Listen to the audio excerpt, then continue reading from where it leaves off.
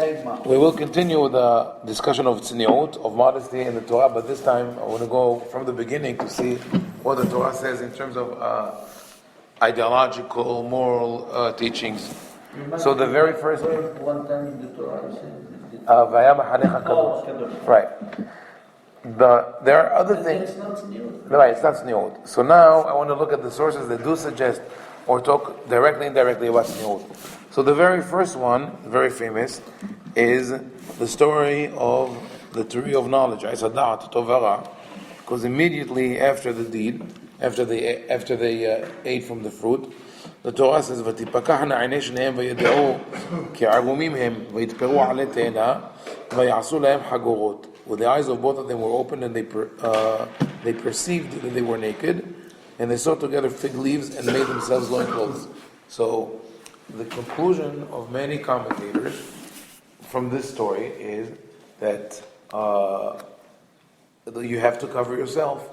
So naturally, like modesty, from here, they conclude that modesty is a natural character trait.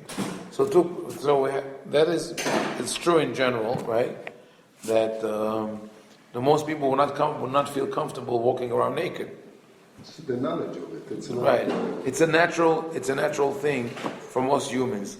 Even in most societies, the people call primitive societies, there is some kind of, in most of them, there's some kind of coverage that they cover part of the body, if not the whole body. But still, the Torah doesn't say that one has to be totally clad. All what the Torah says that they only covered their private parts, their genitalia. So the question is, why is that? Why, before they ate from the fruit, they were arumim veloid boshashu, they had no shame, and after this, so we have to look at it from a different point of view, not from the way a lot of people look at it today, which is influenced by Christianity. Christianity looks at the whole story as what they call the original sin. The original sin, according to Christianity, is the sexual relationship. Oh, not eating the toy? No, original sin is sexual relationship, and that's the base of all desires. That's according to that, really one should not get married, not have children, right? So, and according to this theory also, all humans are sinners because one way or another they were born because of sin. Right? You couldn't exist if your parents didn't have sexual relationship. Therefore, you came to the world through sin. And this is, they look at Mizmor in Tehillim, at Mizmor 51, and David HaMelech speaks about his failure with Bathsheba, and one of the things that he says, "And be'avon holalti uv'cheti hemad neimi," I was born with iniquity, with sin, my mother conceived me. On Yom Kippur. Okay. It should be a mitzvah, not right? So it is a mitzvah, right? Judaism doesn't see it as a sin, but the story is complicated. Story of Hatzadat. My take on it, I think, to see it in a different way is this: the whole story of Hatzadat is a mashal. It's a parable. It didn't happen the way it is described. It comes to teach us the message. What is the message? That at one point or another, we must take things into our own hands. Where we learn, this is the way the Torah describes to us how a child matures and becomes an adult. A child becomes an adult, slowly, gradually, by learning responsibility. How do you learn responsibility? When you realize that you can go against the law. This is when you learn that you're responsible. As long as you don't know that you could go against the law, so there's no question of responsibility. If you've been told to do A, B, C, you do A, B, C. You're just following orders. There's never personal responsibility. Everything will follow, like I spoke on Shabbat. If you have a plan, everything will follow according to the plan. There should be no reason for failure. Where does failure come from? From people not following the script from people doing things independently. And that's what the child learns when the first time he defies his parents. The first time a child goes against the parent, could be 2, 3, 4-year-old, then that's where he learns that he's independent. You know, parents at that age always are negotiating with the children. It's a power play to set boundaries, but the child is trying the patience of his parents to see, okay, where's the limit that I could go without being punished? But the first time that the child does that, for example, if take an arbitrary law, the mother says no hands on the table, right? So after a certain age, a child believes that it's a terrible thing if he puts his hand on the table. And then one day he does that. He says stop. Okay, maybe she'll say stop. Maybe then she'll punish him. But the first time he does that, he might do it without her seeing. I did that, right? Now he says, oh, I can go against my mother or against my father, and nothing happens. But even when something happens, he says, okay, I'm still alive, I still survive, I can go on. So this is really what Hashem wanted to teach Adam and Hava. He says, don't eat from the fruit. Why? What is this fruit? It's not special. It's not a special fruit. It's nothing, there was no wisdom in the fruit. The fact that Hashem isolated this tree and says, this one you cannot eat from. And he knew that they were going to eat from it. And it's not a sin. Hashem doesn't consider it as a sin. It's a lesson. It says, this is how you grow. This is how you mature. They go and they eat from the fruit, and now they face judgment. Why did you eat from it? And they both of them, they dodge responsibility. Adam says, it's her. The woman says, it's the serpent.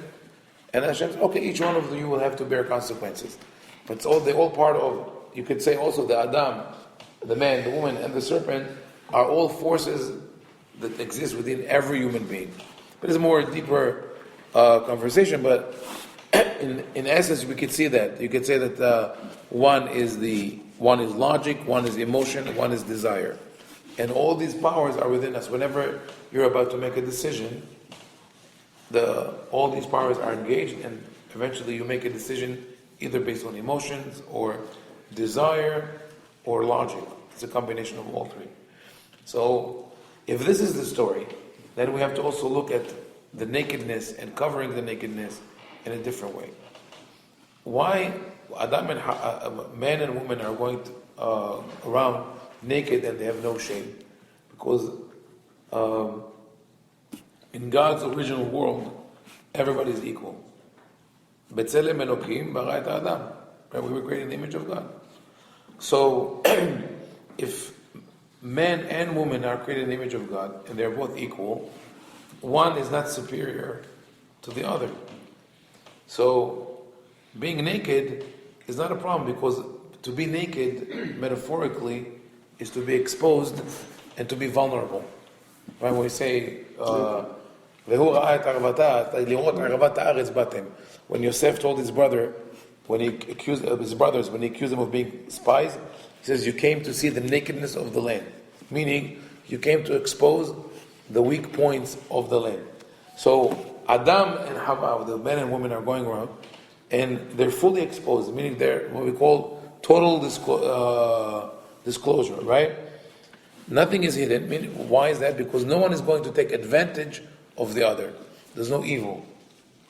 In the world, before they realize that they have the potential to do evil, to go against God's will, and we're not talking, the evil is not sexual relationship. It's not about sexuality at all. And really, if you look around the world, the real evil that happens in the world is not about modesty or immodesty or sexual relationship. It's the abuse of power, of religion, of money, controlling lands, boundaries. It's not about that. So this is just a general concept. That before they ate from the fruit, before they knew that they had the potential to do harm, it didn't bother them that they're different from each other. That's why right after they ate from the fruit, it says, "Vatipakachna einei shneim vayedi'u ke'arumim mehem." Now they understand that they're naked, meaning they're different from each other. Where is the difference most evident? in the private parts, in the genitalia. So that's why the belt just cover that part of the body. And they're trying to sort of like cover up for the differences. Because if you don't cover up for them, you end up exploiting or taking advantage of each other because one is different, which is still happening till today. So that is the interpretation of the story, one way to interpret it. But the importance of that is to say that it's not all about modesty. The classic interpretation that took this story as a story of sexual desire is not really aligned with the full scope of the story. Really, it's about hiding, right, like you're saying, David, hiding your secrets, keeping it. Now, in a funny way, modesty is exactly that. Modesty, in the way that is understood in the modern world, is really the taking this to an extreme, covering up for one's weaknesses and or insecurities, or whatever it is. Because in the more orthodox you become in any religion, right, the less you know about the person's real agenda and philosophy. For example, let's say someone decides to someone pretends to be a rabbi, right? What is the first step that you have to do to pretend to be a rabbi? In let's say in an Orthodox community, you'll have to grow a beard, right? You'll have to buy a long coat. You'll have to buy a nice hat, right? Tzitziot. You'll have to adapt some manners of walking and talking, and then everyone works. Oh, Rabbi X, Rabbi Y, Rabbi Z. That's it. So what he does? What happens with a lot of people that when you talk to, I know, are called off the derech. They're not on the path anymore. They're not religious anymore. But you look at them, they look perfectly fitting into the Haredi society. You talk to them, they have questions of what they consider to be heresy. They don't want to keep anything of the mitzvot, but they keep, how do they keep in the fold? First and foremost, by keeping their dress code. That's why modesty, in the way it is presented today, is also another word for hypocrisy. This is Rabbi Yosef Mashash in his famous discussion of the hair covering for women. He says, "En kan tzniut, ela tzviut." One letter difference.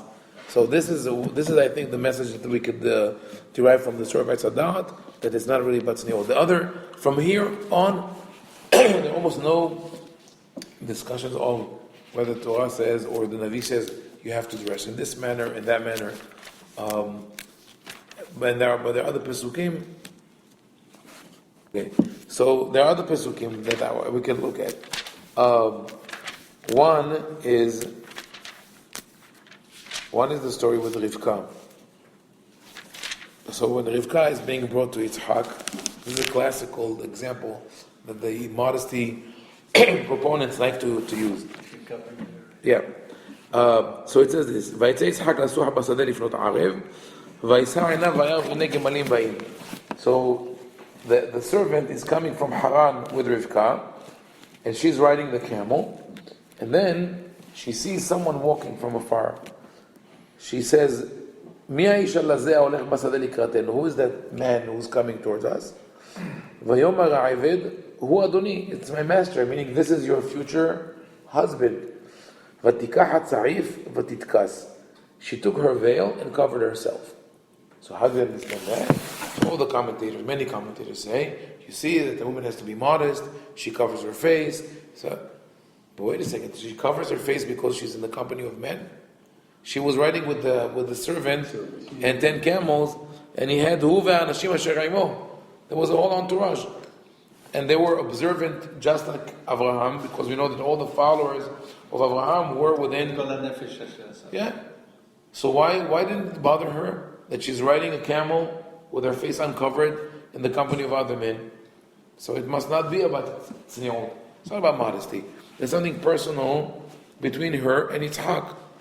So, and it doesn't say that she kept covered till later. Rather, what she did was to make herself more enticing and more interesting to Yitzhak. She covers her face. He's not supposed to come and see it right away. he is supposed to be the one who asked her to lift the veil so he could see her. Like we read in Shir HaShirim, Yonati b'hagvei הסלע, בסתר המדרגה, הראיני את מראייך, השמיעיני את קולך, כי קולך ערב ומעריך נווה. The man tells her, his beloved, he says, my dove at the crevices of the rock, show me your countenance, make me hear your voice because you're beautiful. He means that she's hiding from him. He wants, it's a game of sort of catch. That it has to be evasive for him to appreciate that. But that concept, one could say, okay, it's a question of interpretation. But we have something much more powerful later on in Bereshit, and that is the story of Tamar and Yehuda. What happens with Tamar and Yehuda? Yehuda, the son of Yaakov, Yehuda, the son of Yaakov, married a woman, the daughter of a Canaanite man, Shua. She was Canaanite. Ken, but Ish Canaani, Shmo Shua. He marries her, and she gives birth to 3 children, Ayr, Onan, and Shelah. Ayr and Onan, Ayr died for whatever reason. He died.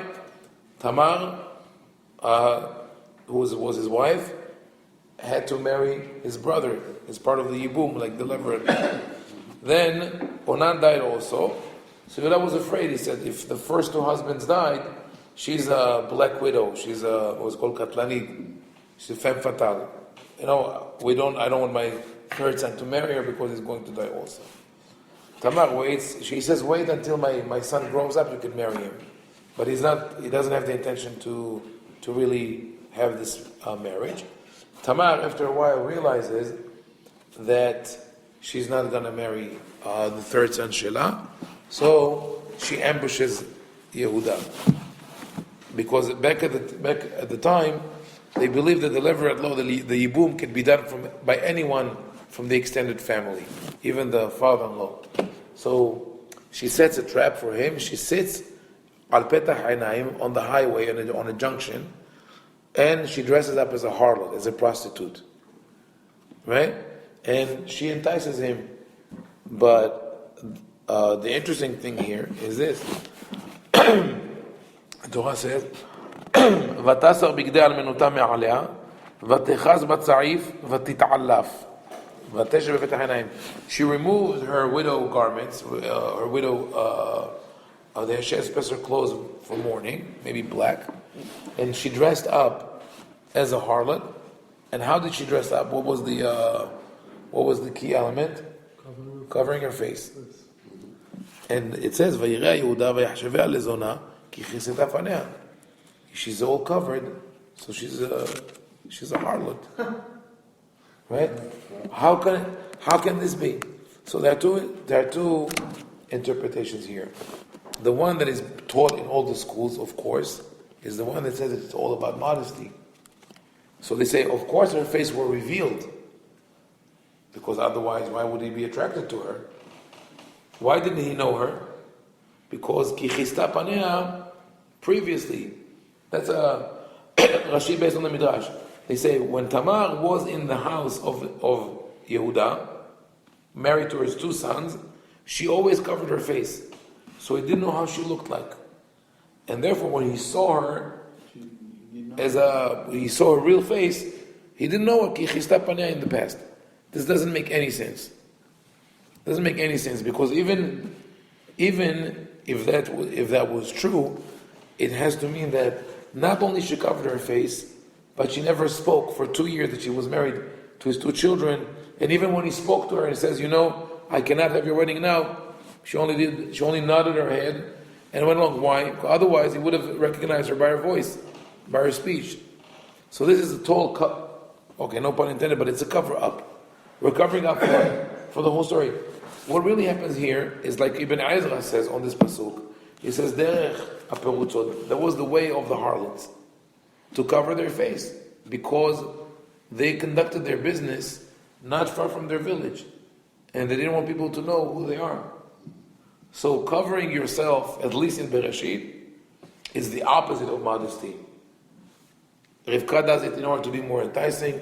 Tamar does it because she pretends to be a harlot.